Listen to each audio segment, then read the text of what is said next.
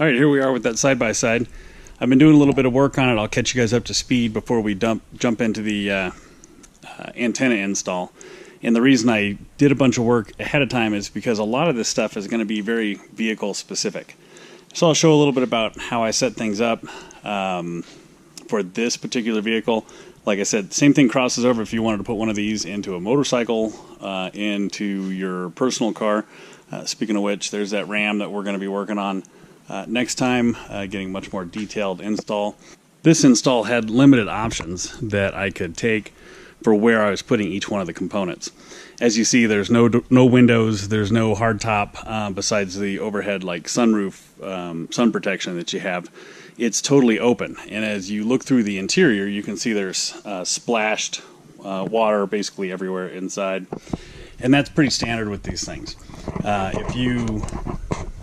I had originally looked to see if I could do something with installing into the dash, and you can see that there's water, remnants of water back there, so that was not something I wanted to do. So I'll end up closing this back up, but I left it to show you that it's essentially not waterproof and not something you want to get into. So what I ended up doing was completing the install into the glove box, and you can see it's got a big O-ring here. You close it up, and you've got pretty good protection in there for the radio. Most of these speakers on the tops of the radios are not very good, so you can end up installing an external speaker anyways. So that's something you need to plan on. The way Yaesu does these new mounts is kind of nice because they're super easy to get out. There's a little release here. The radio pulls out, and then the radio goes in and locks in place. It is a little bit loose there. I'll probably do a little foam pad underneath it just to support it so there's no rattle. But it is pretty slick that you can pull it out. So you can see here on the radio itself, I'm going to end up having to connect in the antenna. And on the front, I will have two connections, one for the microphone and then one for the remote head. And then you'll have your speaker output here. And the reason it had to go into that glove box, obviously, is you have this open ventilation fan, and then you've got air passages that happen all around. Obviously, the ports up here are all open, so we don't want to get water in those. You likely can find some water-resistant radios in the GMRS realm, possibly in hand, but that's something you need to be aware of, that you need to be able to protect these things from water when you're doing your install. So let's jump over and take a look at how I did the remote head. I was able to take that bracket off and drill a couple holes. I think you can probably make out the two bolts right above the head. And that bolts it to its factory mount that came with the Yaesu, and then one screw holds the head to the factory mount. So that guy will be overhead, and then I just got to decide where to put the speaker. But let's jump over and talk about that antenna mount. All right, I'm going to pass through everything in the table and here while we talk about the antenna stuff. So excuse the movement, but I'll pan across a few things. So the antenna itself is obviously a primary consideration when you're both transmitting and receiving. The Comet antenna you see here is just kind of widely known as one of the best dual band ham radio antennas that you can find. It's going to cover your 2 meter, 70 centimeter. It's going to be tuned basically perfect out of the box. We can verify that tune and make sure everything's good once we get it all installed. That'll be a separate video. And if you're doing a GMRS install like this, you don't need a dual band antenna. You'll just have a standard 70 centimeter antenna, which is going to be that GMRS operating area. So this one's a little longer than what you would typically see with the GMRS setup, but it does have the same NMO mount that I would recommend for anybody doing a mobile install. So let's talk about the NMO stuff before we go too far. This is the actual mount we're going to use for this vehicle. And then this guy, let me give you a little picture there. The layered 3/4 inch hole brass. This is going to be one of the mounts for the truck. So this comes with a little bit heavier coax, the RGB8X, and so you'll see The coax itself is much thicker than what we're using here. I knew I needed something that was going to be able to get into tight spaces and not cause me a headache if I had to put it in the glove box and make a sharp turn once it was the radio was mounted. So that's going to give us more flexibility. Now, the smaller the coax, typically the more signal loss you're going to have in higher frequencies. So those 70 centimeter frequencies are going to be causing a little bit more signal loss on this small coax than you would with this bigger guy here. So if you're doing a vehicle install and you think you can fit the larger coax, go for it. And this is also a slightly different type of NMO. This is more of a true NMO mount that has a 3/4 inch piece that is there and screws into the other base ring, which is outside the vehicle here. Now, the way these work is they have an O-ring on them. You can see the O-ring here through the package, and that's what seals the hole, and then the antenna goes down over the top of it. So this one has a similar setup. We flip this over and take a look at it. It's got that big ring that goes outside the vehicle, essentially. We're going to do a little different setup on the side-by-side, and I'll explain that here in a minute. But I bought a 3/8 inch, so if you spin this off real quick, you'll see that the post is 3/8 inch instead of 3/4 inch. So you have a smaller post on this guy than the standard NMO mount, which is 3/4 inch. So we'll get down to that. I'm going to mount that into a frame rail of the front end of the vehicle, and we're going to actually just drill a hole in the body, and then the antenna is going to magically appear coming through the body of the plastic body of the vehicle, but it'll be mounted into the steel frame of the vehicle, which it has to be in order to get its best functional use. And some of these antennas will say that they don't require a ground plane, which is the metal part of the vehicle that essentially becomes the second part of the antenna and makes the antenna complete. So you can get a non-ground plane antenna and literally mount it on plastic without causing you a problem. My preference would always be to mount it into metal and have a good ground contact and go from there. So the other style antenna mount that you'll see in mobile radio installs is called a PL259, which is essentially what is seen right here.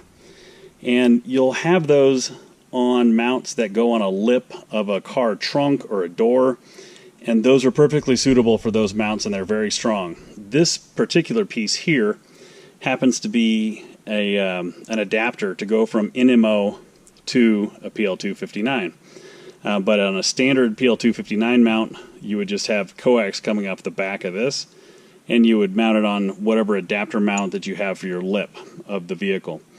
So when you order your antenna, make sure you're getting the right antenna for the right mount. This one's an NMO, and you've got the great big base on the bottom of this guy here.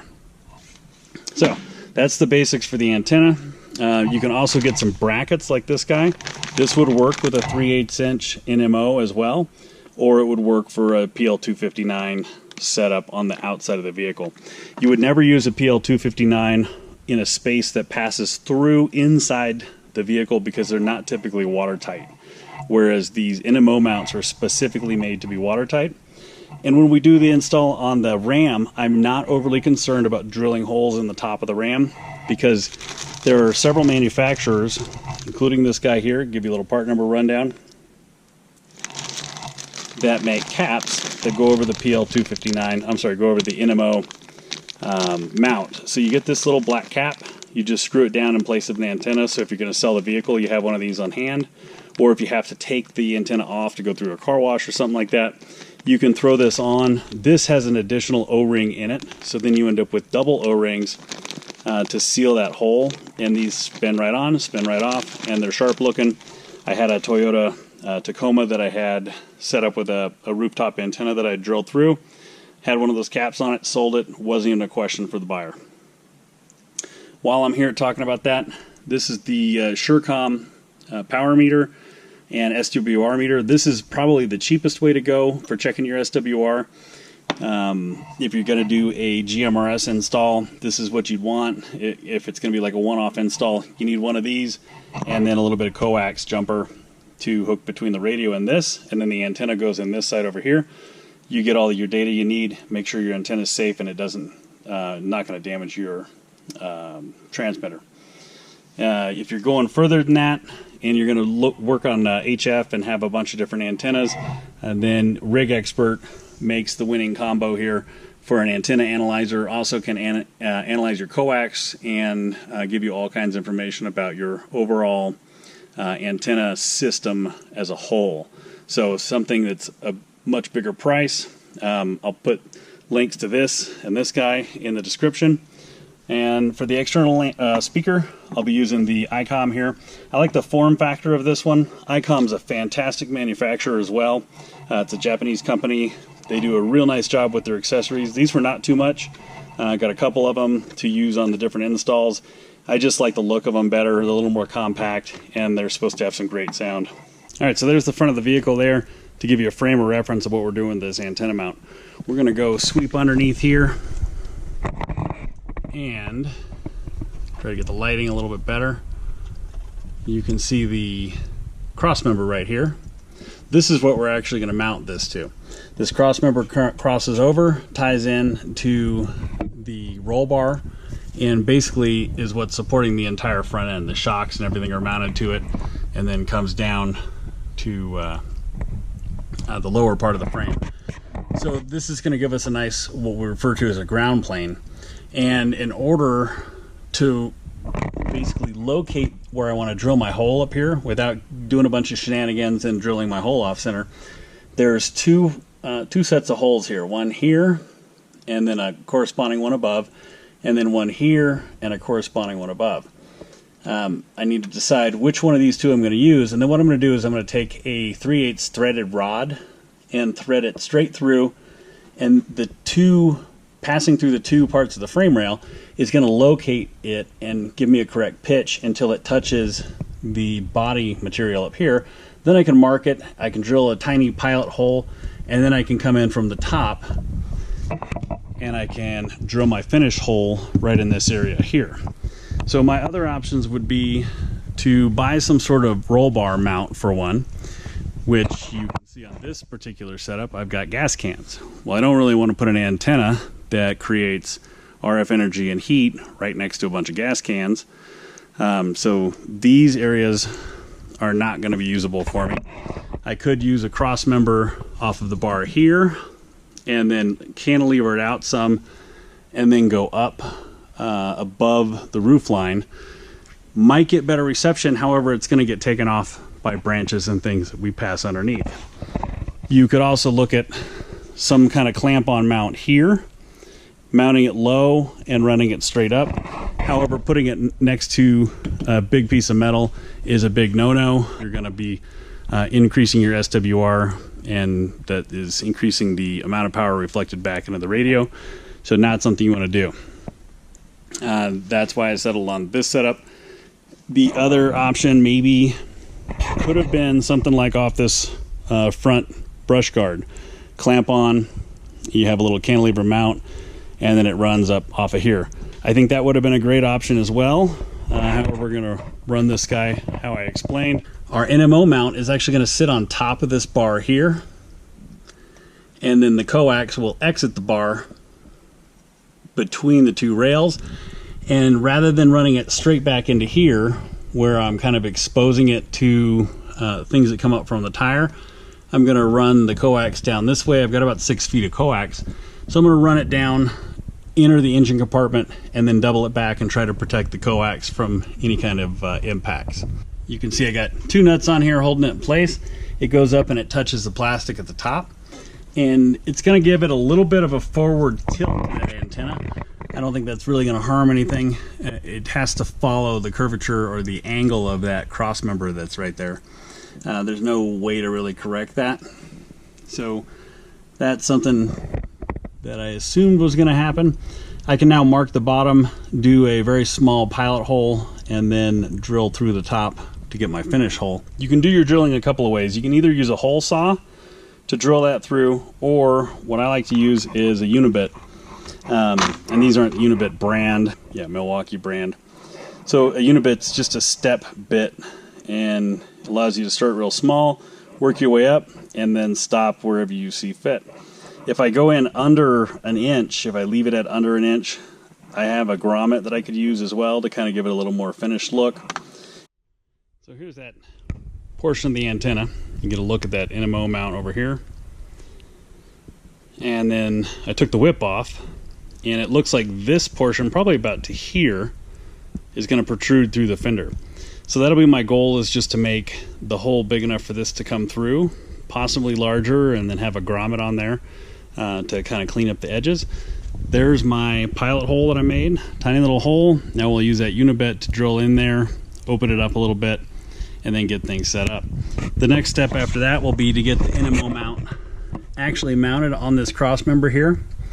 And when I do that, I've got to clean off all the paint from underneath, because you have to get a good ground from the NMO ground side to the metal. So we get in there with the wire brush and work out a bunch of the paint.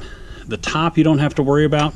So like if you were going to be putting that in your car, you don't have to take any paint off the top of the car. You just got to put the correct size hole in the top of the car, and any of the paint removal goes into the rear or the underneath section. So there's that mount placed right there. I got all the paint cleared off on the underneath side, put a little dielectric grease under there to inhibit rust to that area. And now we'll get the upper hole drilled, and we'll be good to go. So this guy has slots for a wrench on the top. You can throw an adjustable crescent style wrench on there and just snug it down a little bit. The O-ring itself will hold it very tight and keep it from spinning off. Hey, here she is all mounted. You see basically it's a little, maybe an inch or two above the top of the canopy. And then get your coax coming out, hooked up to our Rig Expert Stick 500, and you can see that's real close to the VHF calling frequency right there on an SWR of 1.1.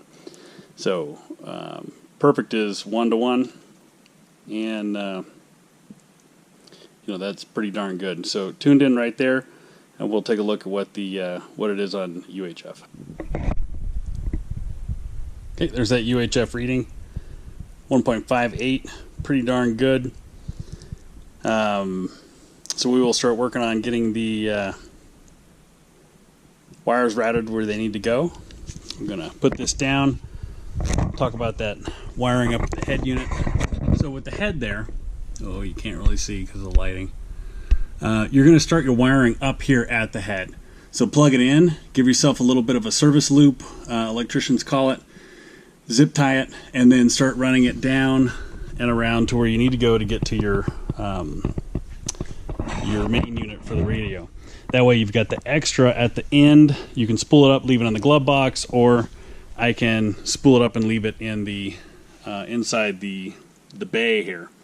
The engine is actually between the rear seats on this thing, so we'll be really limiting any of the heat involved in the radio as well by putting it up in that area there. So I'll get that head unit run, wire run for it. I'll get the speaker run and get the coax run. We'll get that all terminated into the radio, and then along that same time we'll be getting the power for the radio run. But that'll be a separate video, and try not to get this too long in each section in case you want to jump around and take a look at things. And then we'll come back, we'll do some testing after everything's put in as a separate video, and I'll show you how to use that SureCom SWR power meter.